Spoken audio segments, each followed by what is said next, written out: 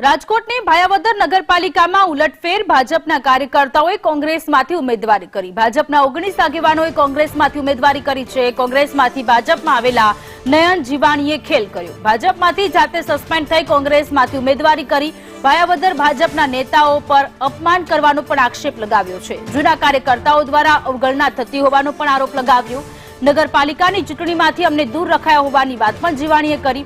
નયન જીવાણી પર પક્ષને બ્લેકમેલ કરવાનો ભાજપનો આક્ષેપ છે।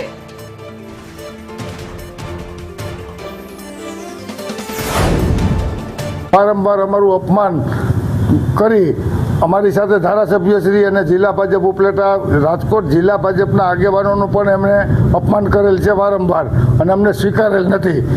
ત્યારે આજે ભાયાવદર નગરપાલિકાની ચૂંટણી આવી ત્યારે ભાજપને અમે બધી બાબતની રજૂઆત કરેલી છે।